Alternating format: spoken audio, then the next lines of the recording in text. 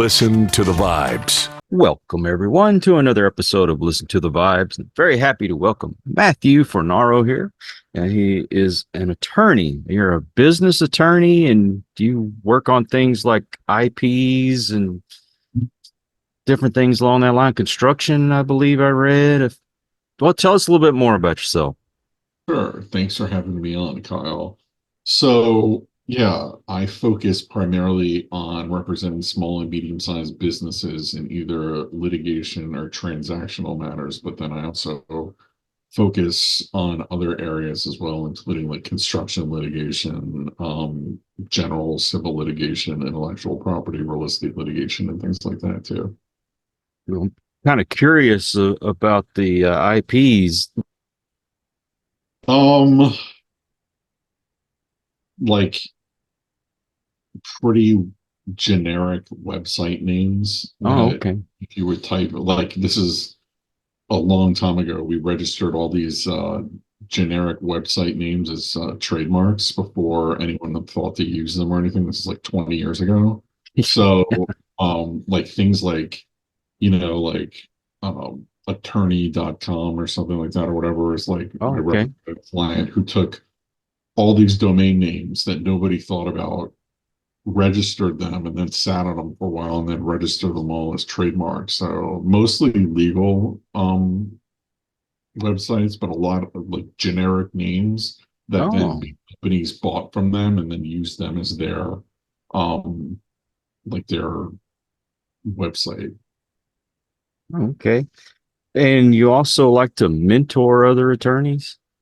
Yeah, I mentor other attorneys and small business owners. So I kind of help them out when they're starting out to figure out what to do with the attorneys. It's, just showing them how to do things right and do things like in an ethical fashion and things like that.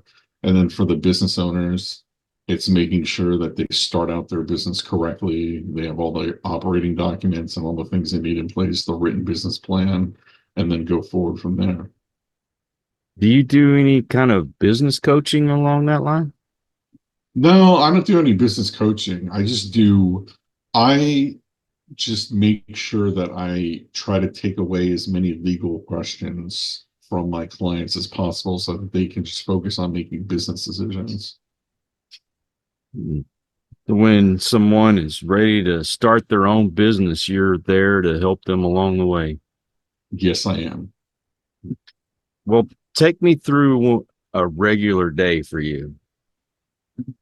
All right. Well, like your average weekday, here in Florida, we have a lot of our court in the morning as opposed to the afternoon. So I do a lot of litigation stuff. So I'm generally most of the time on Zoom now, post COVID, but I used to be in person most of the time, but now only big things are in person. Most usual things are online.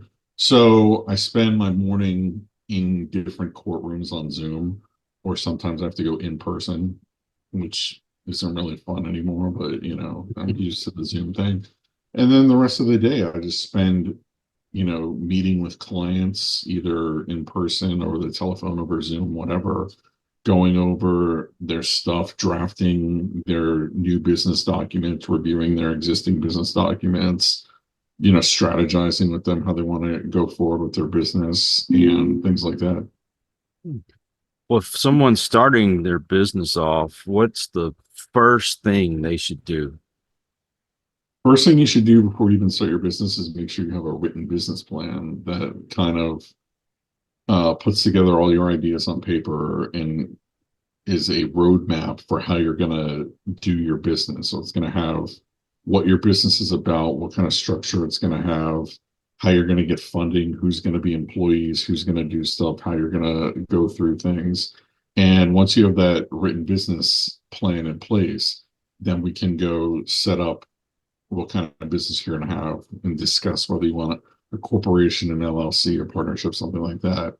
And then we actually form your business. We come up with the governing documents like the corporate bylaws or the articles of incorporation or the operating agreement. We file it, get it online, get it started, make sure that you're in contact with like an accountant to make sure we're good from the accounting perspective, from the financial perspective. And then from there, however you want to scale up your business, if we have to rent a place, I'll go over your commercial lease. If you're going to hire people, we'll go over your employment contracts. If you're going to borrow money, we'll go over your loan documents. And then however you branch out from there is how we go. I'm curious about the LLC because I know a lot of people that are doing that now. How important it is to do that, and when should you and when shouldn't you do that?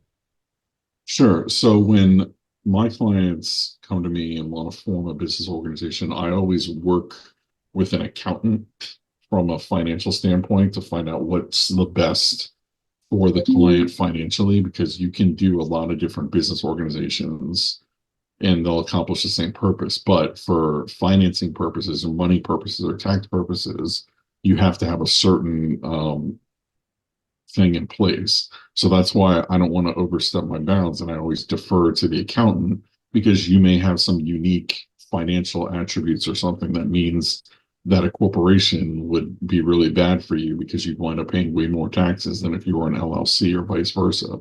So I work with the accountant, we come up with that, and then we just basically go over what the client wants to accomplish and how they want to accomplish it. And then we come up with their business organization. Most of the time, small businesses are either corporations and are S corporations, or are LLCs and are treated for tax purposes like an S corporation.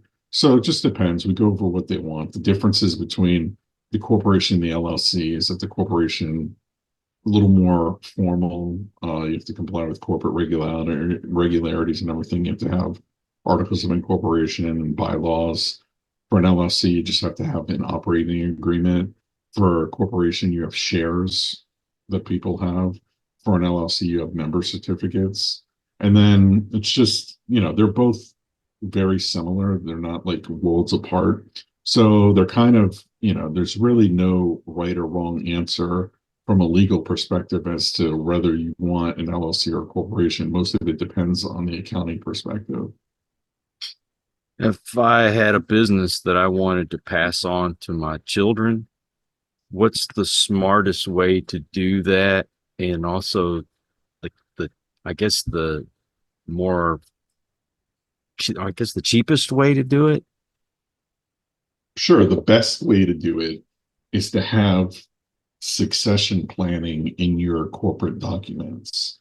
So, if you have a will or a trust or something for your personal property, your real property or whatever, and you pass away or someone passes away or whatever, and the will says this person gets that's okay, but it doesn't really apply to corporate formalities because they have their own governing set of documents. So let's just say you have a corporation, in your corporate bylaws, you would want a succession portion in there that says that something happens to Kyle, here's what happens to Kyle's shares in the company. Or if it's an LLC, if something happens to Kyle, here's what happens to Kyle's membership certificates. So it's put it in the governing documents of the company, and that's the easiest way to do it. And you can do that when you set up the company, or you can always amend the company that's already set up to put that language in there. Has anyone ever set up a business and they had people on the payroll but didn't actually work for the business? Let's say like you just wanted to give your kids money and they weren't working for you. Can you get away with that? Well, I can tell you, I know it happens all the time. People, are part of, like closely held businesses, family businesses or whatever, because you want that person to get Social Security, or you want them to get, Medicare or whatever benefits, so that you put them on the payroll and just have them do stuff. From a legal standpoint, I mean, it is what it is. But from a financial standpoint, if you get audited by the IRS or something like that, and they're going to want to see the backup for your employees, like where's your timesheets, where's your, employment contracts and things like that. If you just have someone who just takes a paycheck and doesn't do anything, sooner or later, excuse me, when a third party comes to look at your documents, you're probably going to get in trouble. So that's why, people do it. I understand why people do it. They want to give someone a salary to, a kid to pay them, or they want them to get the Social Security benefits. So when they retire, they get something. So I get it. But at the same time, it's not, I mean, technically, I guess it could be illegal from a tax standpoint because you're paying like withholding tax and things like that for work that's not actually being done. But for the most part, you're not gonna, I mean, you're only gonna get caught if someone else is looking at your documents, whether you're in a lawsuit and someone wants to look at and review your corporate documents, or you get audited by the IRS, or you get audited by a state agency, and then that's when it's going to come out and it's not going to turn out well. I guess maybe they could look at that as a way of money laundering. Yeah, it's not necessarily money laundering. I mean, it's a no-show job. So I mean, it happens all the time, but a lot of people get away with it, and it's just part of our economy and part of, like, I guess, the American culture. But if and when you get caught, there's serious consequences that come with it. Hmm. As far as like construction goes, what all do you do in the construction business? Or Sure. So construction law varies greatly from state to state. Mhm. So, for instance, where I am in Florida, there's a big construction statute that's very, I would say, well thought out, that has all the provisions that deal with construction in there, as far as the rights of the contractor, the subcontractor, the material man, the property owner, the financier. All that stuff is all thought about in these statutes. So what I do is I represent like general contractors or subcontractors, or sometimes I represent the end clients regarding when they enter into a construction contract. I help negotiate it and sign it. And then at the same time, I also either can file a lawsuit or defend a lawsuit, depending on what happens. And it's all totally statutorily driven. So it's totally different from each state to each state because it's totally depends on local state law. There's no like federal standard for construction litigation for the most part. There's a couple things that are, but most of it's state driven. what sets you apart from other attorneys? I think my commitment to understanding my clients as small and medium-sized business owners. I know when I used to work at two big AmLaw 200 law firms, I used to represent big clients like big banks and insurance companies. And I never really had a feel for like what happens with the small and medium-sized business. It was a little strange to me. But over the last 9 years of being out on my own, running my own law firm, I've done a lot of things that have educated me as to how to run and successfully run a small or medium-sized business, so that I understand what it is that my clients are going through and what my clients have to do from an actual practical perspective, as opposed to like a theoretical perspective, which I think some attorneys don't have the practical experience. They just have the theoretical experience. And I think that's something that sets me apart. And what's been the biggest hurdle in your life? Well, the biggest hurdle I would say in my professional life, will leave it at um, when I founded my own law firm, was just uh, starting out and surviving until I got my foothold and started making money and was able to be self-sufficient. So I think the initial wave of starting any business, no matter what it is probably the biggest challenge you're going to face in business, or probably in life, depending on, what challenges you face. And it's just making sure that you have, the documents in place, the tools in place, and then, the will and maybe a little bit of luck to be able to succeed and thrive from there. But do you have anything personally outside of business As that's far as, like a hurdle that you wouldn't mind talking about? sure. I mean, I think, one of the hurdles that I faced later on in my life, but within the last 10 years is probably the death of my grandparents, Oh, no. because I never had anyone die in my family until both of them died, and they died relatively um close to each other, like within like 18 months of each other. And they were both over 90 years old. And I was almost 40 when they passed away. So they were with me the whole time. And, they were with my mom, my parents, my kids, whatever. So that was really hard on me when that happened, particularly when my grandma passed away, because she passed away after my grandpa. And that really affected me personally, and that actually affected my business pretty bad. Um, that was around 2017. So that was probably something I dealt with personally that really affected me. Otherwise, I've been pretty lucky in that I haven't had really a lot of weird or adverse circumstances other than the usual things that people face to deal with. Has there ever been that David versus Goliath kind of case that you've ever come up across? Yeah, I deal with that all the time because, as you know, I represent, for the most part, my businesses are the little guy.